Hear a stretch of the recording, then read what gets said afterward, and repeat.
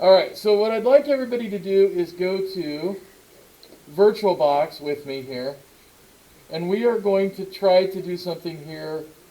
Um, Now, this computer is under control of the IT department, so there may be a few differences that we're going to see. So, VirtualBox will allow us to create virtual instances, so we can run Mac, we can run a Windows system, we can do all of that inside of our computer. The advantage to this is it's free. If you have a Mac, and especially with an M1 chip, to do the same thing, you're really going to need to get a company or a software from a company called Parallels. I think is it about 80 bucks? Yeah, 80 bucks, and it works very very well. Quite frankly, it's a little better than this in some ways, but this is a free version of something. We do a lot of servers, and we use VSX and some other ones. This isn't really ready for prime time in terms of I wouldn't put it in a production system, but it's really great to try to download new versions of Windows to try it, Linux, and all the different kinds of things. So it works. Sometimes it will drive us a little crazy. So at the center of this screen, it says download VirtualBox, and so I'm going to click on that.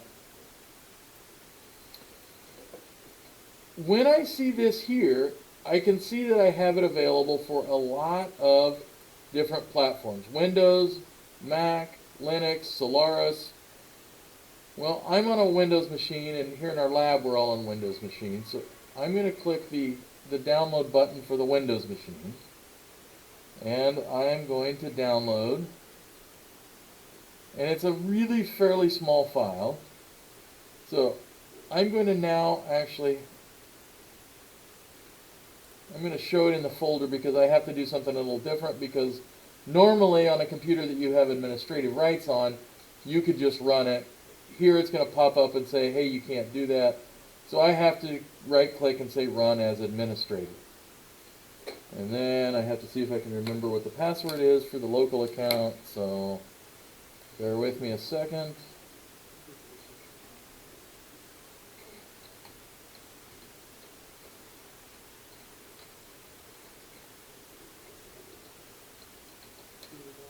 Yay! All right.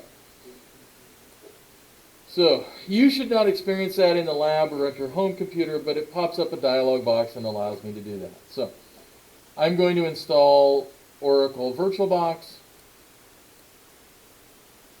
I am going to leave all of these by default. So I'm going to install that. Going to allow all this to happen, the shortcuts, everything else. Here is where it will do something weird. Because it interfaces with your network interface, it's going to temporarily take out your internet for a second while you're doing this, and then it will come back to you. So I'm going to click yes and install.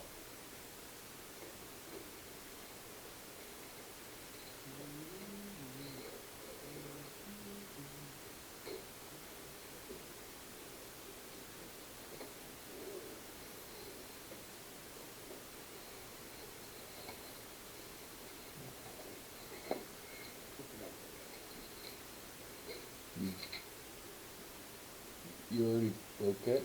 Yeah. Hang tight. Alright, so it says start it. I'm not going to actually start it right after we get done. So now I know that that program is in there, and if I click on my start button, I can find VirtualBox owned by Oracle, and if I open it up, it will look something like this. Now, you wouldn't have this in here, and I'm going to actually delete that right now. I am going to remove,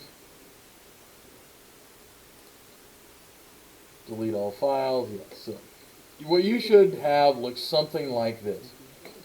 There's a test I'm going to have you do really quickly. And so this like Reese's looking new button right here, looks like a Reese's cup but in a weird blue. If your Reese's cup looks that color, probably shouldn't eat it. If I click on this, it starts creating a container for me. down here, and so particularly in the lab and probably on some people's own machines, if I do not see 64-bit, so here I see all different kinds, including Windows 2008, Windows 10. I see both a 32-bit and a 64-bit. If you see only 32-bit applications listed here, that means you're going to have to do a little more surgery on your computer.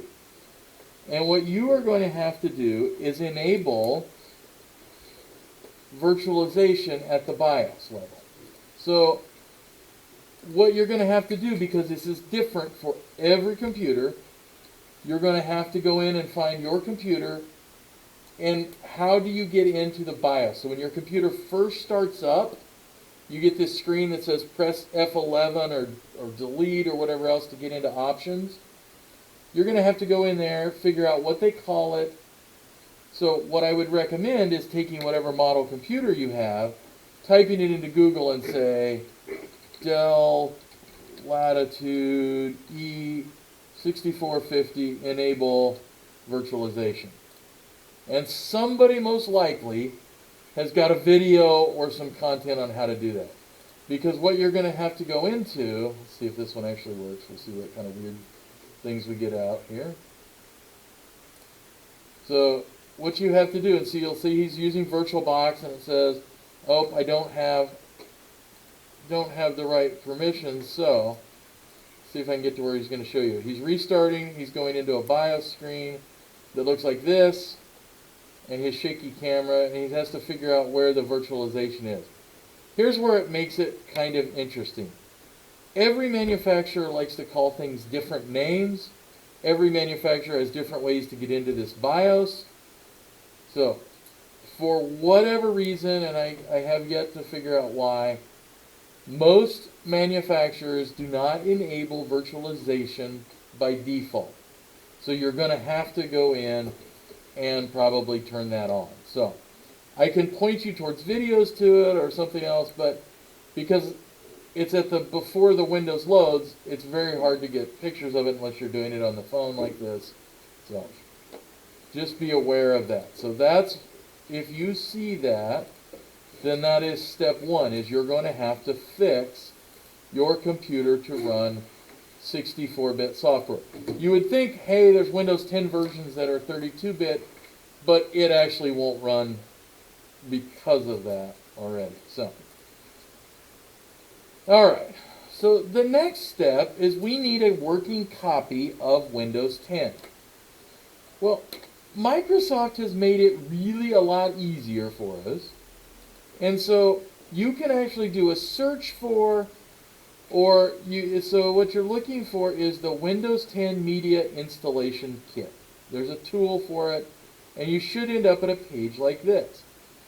I download the tool. The tool runs, and I can show parts of it, but again, because I'm on a restricted computer here, let me get my password typed in for the 937th time. So it'll look like this once you do the download tool. So let me see if it'll scroll through here real quick. I have kind of pre-done a little piece of this, but Windows says, you know, we want everybody to be on Windows 10 or above. We're going to let everybody have it. It will eventually time out, but not in the time of this. So I'm going to accept all those terms and say that Microsoft really is entitled to everything, including my firstborn child. Maybe my secondborn also. Alright. Come on. Let me kind of lead people through this. So, I don't want to upgrade this. What I'm wanting to do is create a media. So I'm creating what's called an ISO file, or what it would be if it were on a disk. So I'm going to click Next. I want the 64-bit Windows 10 English. Those all seem appropriate.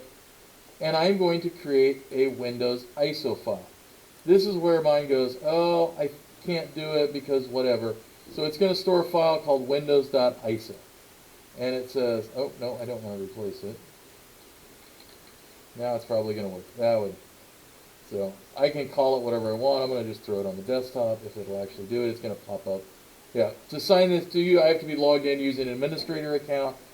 So I will let you work through that. It's fairly plug and play. And eventually you're going to end up with a file on your computer called Windows ISO. It will probably be in your Documents folder or your Downloads. Where I put this one, just so I knew I could have it since I'm switching accounts, is I created a folder here called ISO files. And I end up with this disk image file. And this disk image file will take a while to download. So I've shortcutted that. It's about 5 gigs. So depending on your internet speed, this can take quite a while to download. So I've got my Windows ISO file created. And it says when I did it. Here's what I will tell you not to do. Do not double click on it. If you double click on it, Windows and Mac will both try to open this file. That's not what we want to do. We want to leave it alone. It will actually open up and show you all the things inside of it. So an ISO is a compressed disk image. So what I would like to do, let me close this out, is I'm going to go back to my VirtualBox. So let me open up VirtualBox.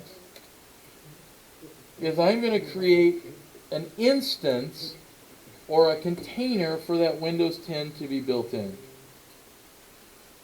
So I'm going to click New, and I'm going to call this Windows 10 Lab or whatever I want to call it. Now, I'm using, and it should say from that name, Windows 10, that it should say, hey, you're using Microsoft Windows 10, 64-bit, type, and you can change these, but the name will usually tip it off. If I start typing Linux of some sort, it'll actually change this to the right settings for Linux. But I want Windows 10. I'm going to click Next. Now, depending on the machine that you're using, this is a decision you have to make. In this case, this machine actually has 32 gigs of memory. So I'm going to scale this up probably all the way to 8192. I want to stay in the green. So my machine at home, I have 128 gigs, and I can run several copies of different operating systems, all 8 gigs of size. So you can pick that size. You want to stay in the green at all times. Minimum for Windows 10 is 2048. But I'm going to increase that to 8192. Now I'm going to create the hard drive that this is going to run in inside of this container. I'm going to create a virtual hard drive, and I'm going to let it use the 50 gig size. I'm going to leave this as a VDI file. There's other ones you can pick, but this one seems to work best for what we're doing. And dynamically or fixed size depends on your application. For what we're doing, we're going to let it dynamically allocate. If I'm doing this all the time where I have Windows 10 up and I'm running it a lot, it makes sense to create a fixed size that I can use, because then it just stored on the hard drive directly. But I'm going to do a dynamically allocated, and here's where I could slide. So if I wanted more space, I could increase that. And I'm going to click Create. And now all of my options are in here. So what I've set it up, so I do have acceleration turned on. I've got what my graphics controller is, my network adapters, and we can make all kinds of changes if we're going to use this depending on how we do it. So for example, on my system in my office at home, I actually have multiple network cards, and my virtual box instances connect directly to a network card on their own. It doesn't have to go through Windows. But that's not an option with this particular machine. So you'll see that we have a network adapter, and it's filtered through that. The thing I don't have is I don't have that installation media, that Windows ISO file. I need to install that. And so I'm going to click where it says optical drive. Even though this machine doesn't have an optical drive, nobody's machine has an optical drive anymore. Windows is based on the idea that we can install it off an optical drive. So I'm going to click optical drive, and I'm going to say, I'm going to choose a disk image. Well, it gives me a little information here, but I have to find this. So I need to go search and find where I actually put this at. So, nope, doesn't have one, so I'm going to have to add one. So I hit the add button, and now I search for where that particular ISO image is at. And I said, this computer, and I created a folder called ISO files. So you have to know where you stored it at. Alright, so now we've added one. I can pick it, so it's added to this list of them. So notice here, at one point I installed Zorin, which is a version of Linux. So it's also listed there. So I'm going to highlight the ISO, and I'm going to choose it. And I'm going to do the next step is I'm going to click Start. And when I click Start, let's see which window it pops up in here. Oh, of course it's going to pop up in the other one. So this is like I've just built a physical computer, and I've put in a flash drive or a disk, and it's going to let me install Windows here. And this is one downside to the 4K monitors, is that this is pretty small because it's trying to show you an old screen resolution. So I'm going to click Windows. Yep, I want to install it, and I'm going to click Next. So I will guide you through this, and we'll keep this as a record. So I'm going to say, yep, I really do want to install it now. There's a couple of scary parts, and I'll show you here where it sounds like you're going to install it over the top of your existing computer, but you're not. So if we had bought Windows, we'd have an installation key, but we're going to say, I don't have a product key. And it's going to go, oh, okay, well, that's fine. We don't care. And I'm going to select the Windows 10 Pro of these different options. So I'm going to then click Next. And once again, I'm going to say, yes, Microsoft, I want to give you my second-born child. All right. This seems counterintuitive why it makes you do this. But I don't want to upgrade because there's nothing to upgrade. There's not an existing copy of Windows inside of that virtual instance. So I'm going to click Custom. And it says, oh, here's your 50 gig file that we created. And there's nothing on it, so I can just click Next.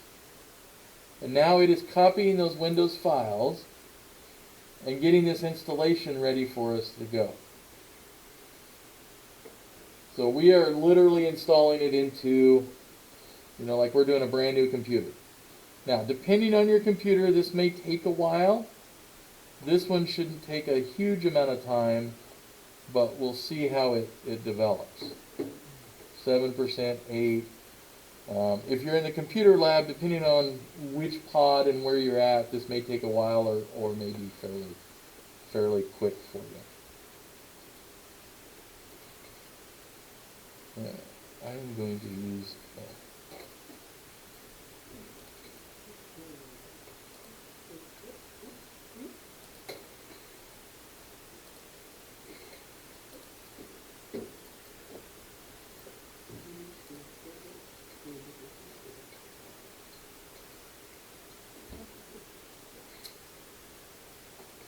Alright. Some of you may ask, why are we doing this? Well, part of that, we're doing that to protect your own computer. We can do things.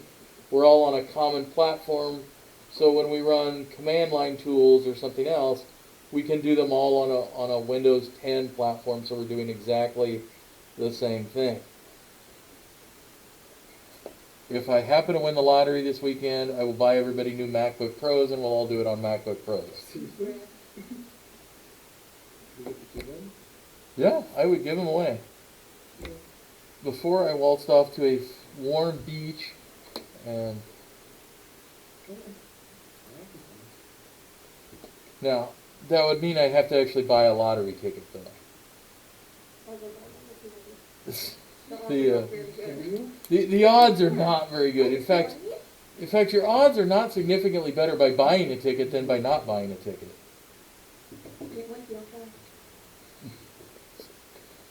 All right. Oh, we're getting closer. If it helps with it, I'm still like 5 steps behind. And most of you are. That's why I'm putting it on a video so we can record it. Wait, okay, I don't even have VirtualBox open, so. Yep. That's why I'm recording this so we can all get to it. Yes, I am still recording, so all of your comments are recorded for posterity. Okay. What's up, guys?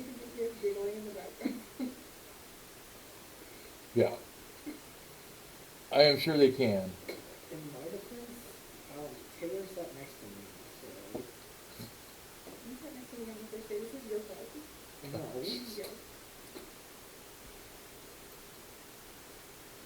No. Alright, so Windows here, it's restarting, but that's the instance inside of there. So now Windows is going to restart and pop up with the, oh, lost it.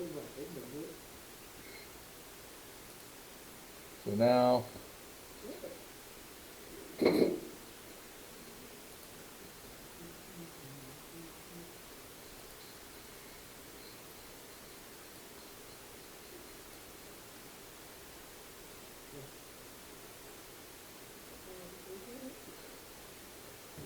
this is that. If you've installed Windows on your hardware, you'll see that this is a screen looks kind of familiar when you first got your new computer. It's going to say getting ready, and at some point here pretty quickly it's going to turn Cortana on.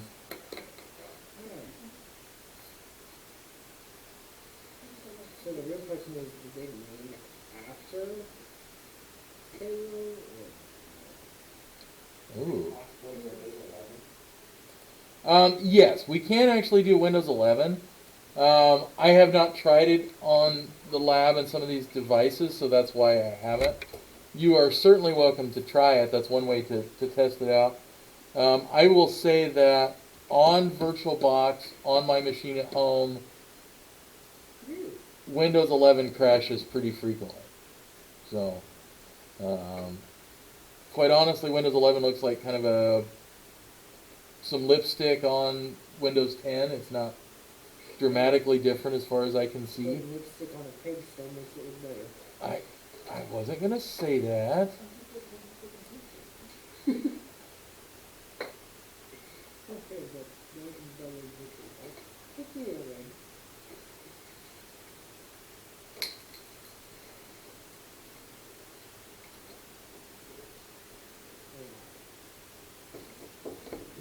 I will say that depending on which computer you have in the physical lab here, some of them like Windows, like VirtualBox. There's some that are fairly antiquated and are going to say, nope. I think I got one of those.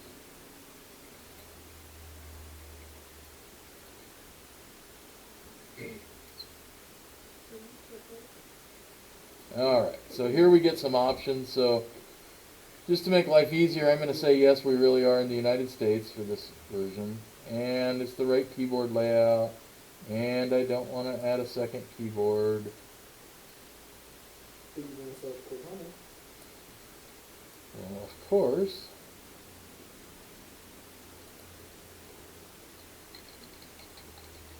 Maybe that's what was named after the Halo character. Was it? Yep. Which is kind of surprising because, I'm pretty sure the Cortana is not doing, ends up being like a murderous AI, so. Sorry.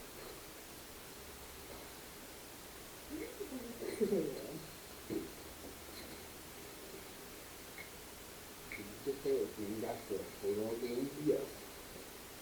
It's a character in Halo. It's an AI. So, murders.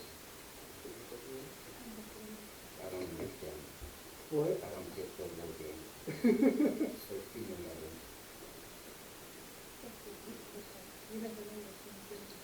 Alright, so it does take a while for Microsoft to figure out what it's doing here. Put it off at 10,000. And in this case, I'm going to show you a workaround. So in this particular step, if I click Set Up for Personal Use, it's going to require me to create a Microsoft account or use an existing Microsoft account. However, if I say, hey, I'm going to set it up for an organization, I can set it up as a domain account and then say, hey, we'll add it to the domain later. Because it's still trying to get me to do this, right? And I'm going to come down here on the bottom left and say, nope, domain join instead. And then I get to actually name whoever's going to be in here. So in this case, I might just put Brad in there.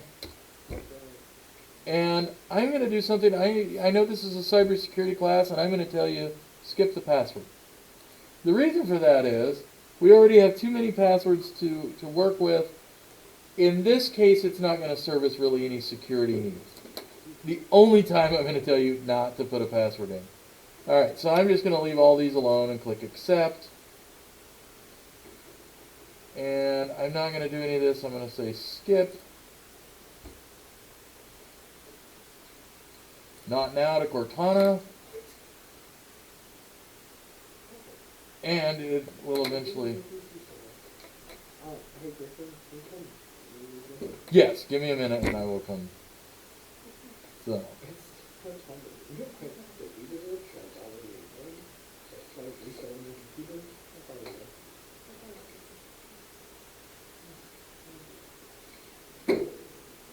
let me get this finished. It should take us another couple seconds and we should be up and running, hopefully. So, and if you haven't noticed down here, all these are just showing what's happening.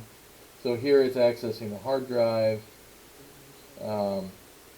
This is my optical drive. You can have audio inputs, outputs, all these different things.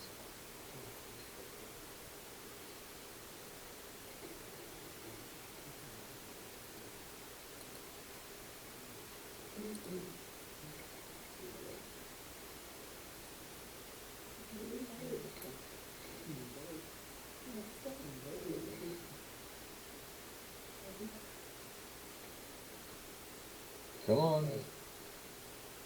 Should be close. Go Windows 10. You got this.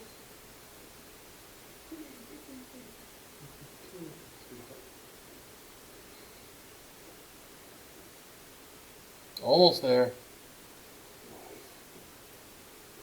Aha! Alright. So now we've got Windows 10 version running in here.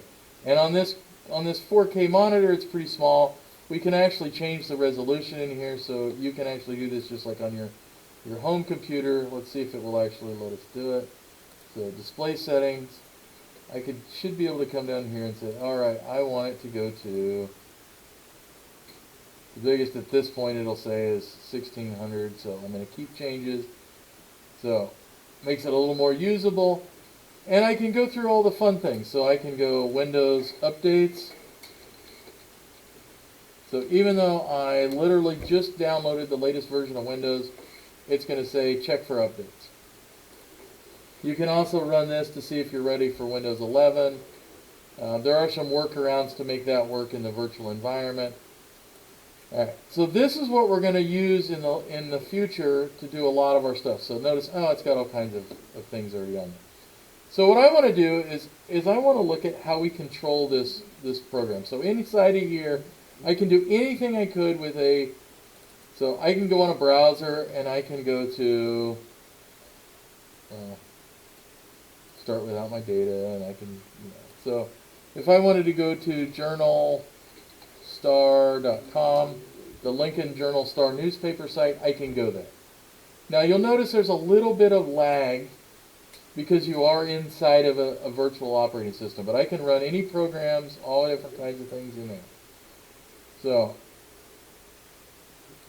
I'm going to close out this, and I'm actually going to stop my instance. So the other thing that's kind of handy with this, say I've gone online and I've gotten a virus. Oh, well, I come up to File and I click Close. And when I click Close, I get a couple of different options. So Save the Machine State So if you're used to a laptop, that's like when you close the lid on the laptop, and when you pop it open, it starts at exactly the same space. Send the shutdown signal, that's like telling it to turn off, so going over here and saying shut down. And then this one is like pulling the power cord. Not what you ideally want to do, but in this case we're going to do it. We're just going to pull the power cord on it. And now it's gone. But if I look in VirtualBox again, notice here it is, and now it says, hey, it's not powered on. So maybe when I did this, I said, you know, I can find out details or logs about it, but one of the things I may have found is I didn't have enough memory. So I can actually go in and change some of these things. So if I look at system, I said, you know, I really needed 12 gigs of memory or something for a program I'm going to run, I can change those once it's turned off. So this is kind of a handy way to do that, and I can click, and there it's going to start up and run again. So once you customize these a little bit, so the other thing I can do to make it start up just a little quicker, so now I just killed it again, is I can actually take out this drive. So I could say, remove disk from virtual drive, because I don't need it to open up there anymore, and that's why it's popping up that do you want to boot from a CD first. So now it'll boot up a little quicker. So just a hint or a way to do that. So now it won't go to that, it'll just automatically pop into Windows.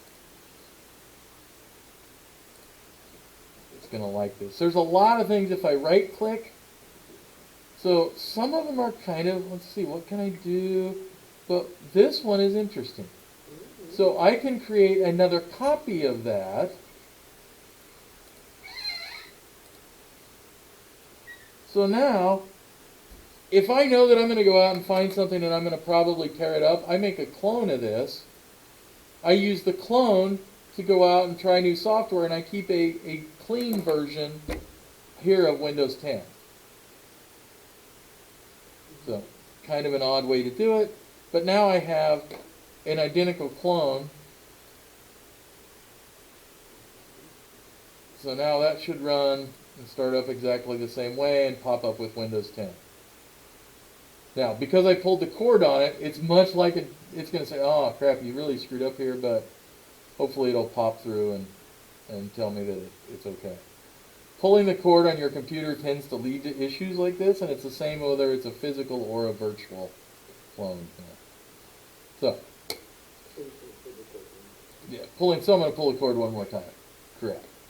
All right.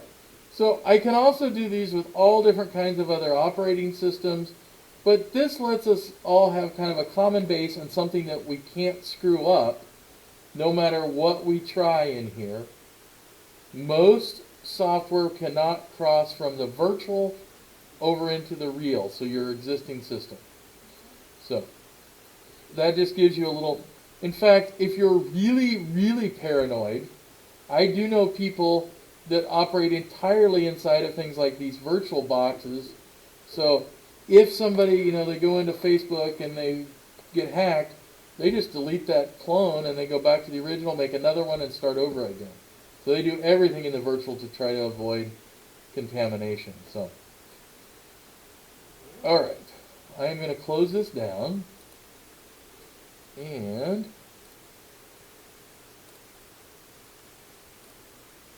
stop my recording.